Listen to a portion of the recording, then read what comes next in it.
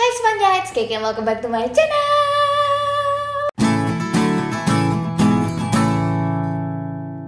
Udah lama banget ya aku kayaknya gak bikin video karena belakangan ini agak riweh persiapan untuk daftar kuliah MBA di Amerika. Kalau misalnya kalian yang ngeklik video ini, kalian punya mimpi untuk bisa kuliah ke luar negeri kayak Maudy Ayunda di Stanford, Nadiem Makarim di Harvard, Tasya Kamila, Cinta Laura di Columbia University. Kayaknya kalian perlu mempersiapkan diri secara matang, baik dari segi fisik, mental, dan biaya juga cuan ya pastinya. Video kali ini aku akan coba share ke kalian pengalaman aku, kira-kira berapa dan apa aja sih biaya-biaya yang aku keluarkan selama persiapan S2 ke jurusan MBA di US. Sejujurnya ini pertama kali juga aku ngitung dan kaget banget jumlahnya berapa yang udah aku habisin berapa bulanan ini. Gak usah lama-lama, let's get started. Oke, yang paling pertama yang kita harus bahas adalah tentang English requirements-nya. Judulnya aja video persiapan kuliah ke luar negeri. Pasti gak afdol kalau misalnya kita nggak ngomongin persiapan untuk tes bahasa Inggrisnya. Kalau dari observasi aku, kebanyakan kampus di US itu sekarang udah nerima TOEFL maupun IELTS. Kalau misalnya negara lain, aku kurang tahu, makanya perlu banyak riset dari kalian juga. Intinya adalah jangan ikut-ikutan, apalagi tebak-tebakan. Kalian harus benar-benar tahu kira-kira apa sih tes yang cocok untuk kalian. Jangan ragu untuk cobain mock up dulu di internet. Ada sangat banyak yang available secara gratis. Baru kalian tentukan kalian butuh persiapan apa aja. Nah, in my case, sebenarnya pas kuliah dulu, aku sempet cobain untuk tes TOEFL paper base gitu, biayanya 375.000. TOEFL is not for me. Jadi aku move ke IELTS. Di bulan Januari kemarin 2022,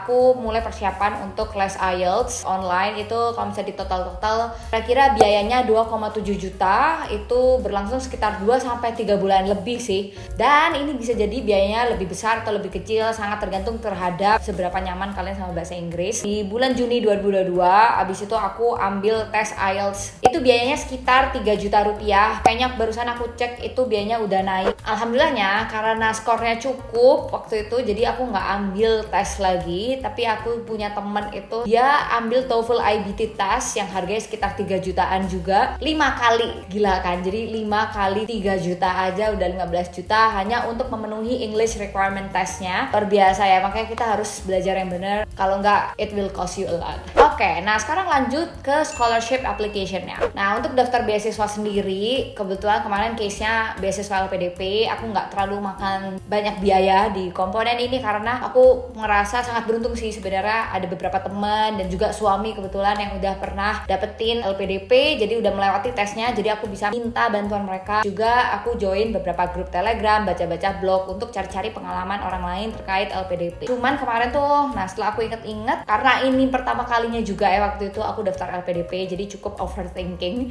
cukup anxious juga. Akhirnya aku daftar bimbingan studi ke luar negeri gitu ya. Jadi dia bantu untuk koreksi esai, proofreading, mock up interview, riset-riset kampus. Waktu itu biaya sendiri 2.750.000 itu dilakukan secara online bimbingannya selama beberapa bulan. Tapi kalau misalnya aku kurang jelasin di sini, aku akan langsung cantumin aja update di Google Sheet budgeting persiapan S2 aku yang aku taruh di description box di bawah. Nah, sekarang kita masuk ke bagian serunya, GMAT and GRE test requirements.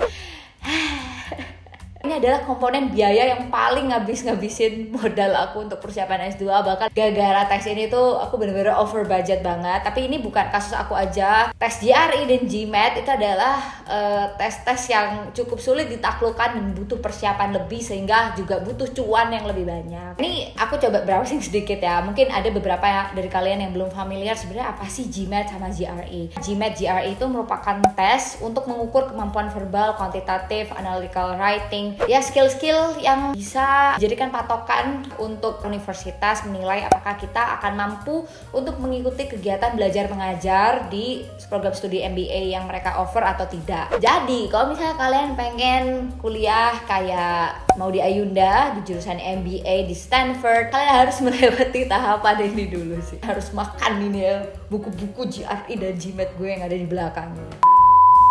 Kita langsung aja ya ke perbiayaannya. Jadi di bulan Oktober 2022 aku tuh akhirnya mulai persiapan GMAT aku. Jadi GMAT dulu guys. Aku mulai les offline, itu ada kelas basic dan kelas advance-nya masing-masing 1 bulan. Itu sendiri habis total 7,5 juta. Jadi per kelas itu 3.750.000. lesnya waktu itu di Jakarta. Nah setelah ambil les, aku sadar kayaknya aku juga perlu imbangin sama self study. Jadi aku coba register di salah satu website yang nyediain akses ke materi GMAT, latihan-latihan soal dan mock up GMAT seharga 4.150.000. Belum lagi buku-buku yang ada di belakang aku ini kurang lebih sekitar 500 ribuan. Akhirnya di bulan Januari 2023 ini aku cobain untuk ambil real test GMAT di Jakarta. Nah itu biaya sekitar 3.750.000. Agak lebih mahal ya memang dari IELTS dan TOEFL. Belum lagi kalau misalnya dolar nilainya lagi naik banget. Nah tapi ini belum puncak komedi ya. Puncak komedinya adalah GMAT aku skornya nggak terlalu bagus dan aku ngerasa kayaknya bakal susah banget kalau misalnya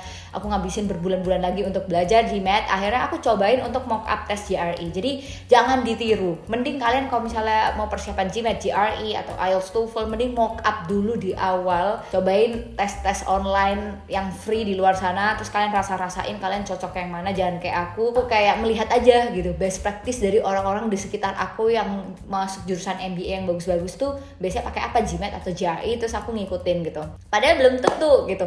Kemampuan gue sama orang-orang tersebut mungkin berbeda atau cara belajar kami beda gitu. Jadi mungkin dari segi persiapan dan biaya yang dibutuhkan bakal beda juga. Anyway, balik lagi akhirnya aku di bulan yang sama sih, Januari 2023 juga, akhirnya aku memutuskan untuk switch GRE dan ambil les offline lagi di Jakarta. Biaya 3.750.000 juga. Di les offline kayaknya aku nggak ngambil les-les lain ya, paling buku di belakang sekitar 300 ribuan. Terus abis itu beli akses tryout atau kayak mock up GRE gitu, harganya 775.000.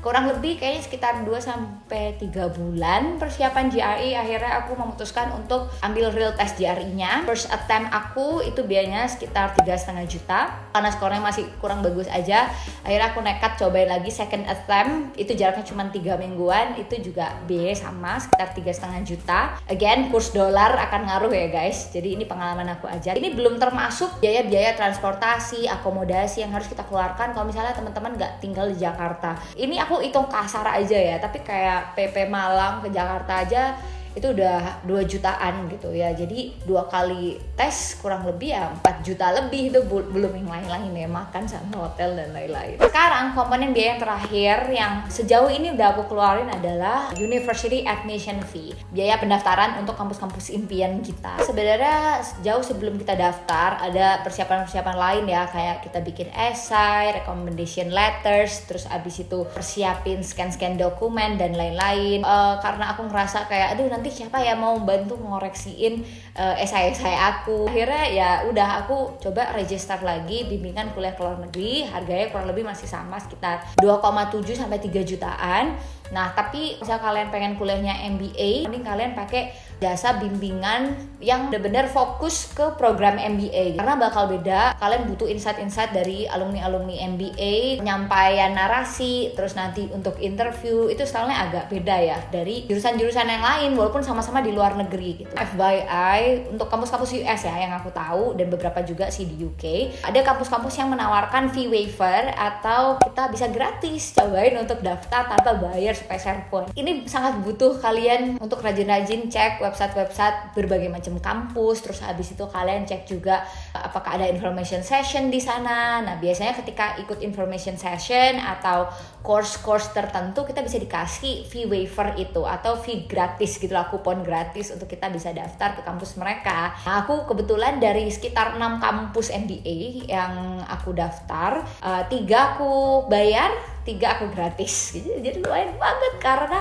3 kampus ini itu per kampusnya ya itu fee-nya sekitar 4 juta. Jadi kalau misalnya dihitung-hitung tahun ajaran ini untuk bisa aku masuk dan mulai kuliah di 2023, aku udah bayar sekitar 12 juta ya, 4 kali 3 kampus untuk admission fee-nya aja. Kalau misalnya kalian bingung nanya, emang sama beasiswanya atau LPDP-nya nggak ditanggung Kak? Nah, jawabannya adalah ditanggung kalau misalnya itu nanti kampusnya kita memang sudah diterima dan kita mau beneran kuliah di situ. Terus abis itu memang kampusnya itu sesuai dengan yang sudah kita daftarkan di sistem ketika kita awal daftar beasiswa LPDP. Kalau misalnya kita daftar cuman satu kampus itu kayak sayang banget gitu. Lebih baik kita memperlebar ya opportunity kita. Tapi minusnya selain memang ngabis-ngabisin duit, ngabisin waktu juga ya, karena esai-esainya itu nggak bisa dikopas-kopas gitu aja gitu. Jadi setiap kampus itu biasanya aku bikin benar-benar tailored, benar-benar aku edit sesuai dengan apa visi misi kampusnya. Terus abis itu mereka sedang cari orang yang kayak apa, kira-kira apa yang bisa aku jual quote and quote untuk spesifik kampus ini gitu. Jadi kapan-kapan aku akan bahas lebih lanjut soal esai, karena aku juga sekarang masih dalam proses seleksi guys. Jadi mohon doanya kalau misalnya aku udah tahu best practice-nya kayak apa, aku akan bikin video terpisah. Aku akan hitung kembali ya ini kira-kira berapa yang aku habiskan. Kalau misalnya dari hitungan aku detik ini itu sekitar 55 juta guys yang aku habisin. Sejujurnya ini adalah kali pertama loh aku kayak nyoba menghitung kayak gini. Awal-awal tuh aku kayak mikir paling persiapan kayaknya 20 juta cukup. Ternyata bisa jebol sampai 55 juta ya. Dan ini juga sebenarnya bisa aja bakal lebih besar kalau misalnya ternyata aku nggak masuk di tahun ajaran ini dan nunda di tahun 2024 untuk mulai kuliahnya. Harusnya sih sampai sini aja kurang lebih yang kelihatan ya secara eksplisit biaya-biaya yang harus kalian siapin kalau misalnya kalian mau lanjut kuliah ke luar negeri, terutama untuk program studi MBA. Anyway, pokoknya kalau misalnya kalian emang punya mimpi kuliah di luar negeri, jangan sampai kalian ragu, apalagi gara-gara nonton video ini kalian kayak ngerasa, totalnya 55 juta, gue gak punya duit segitu. Nah, jangan gitu dulu. Sebenarnya ini juga gak 55 juta aku keluarin, semua itu nyicil, jadi sambil kerja, sambil persiapan S2 juga. Terima kasih dan sampai bertemu di video selanjutnya. Jangan lupa share video ini guys. Bye!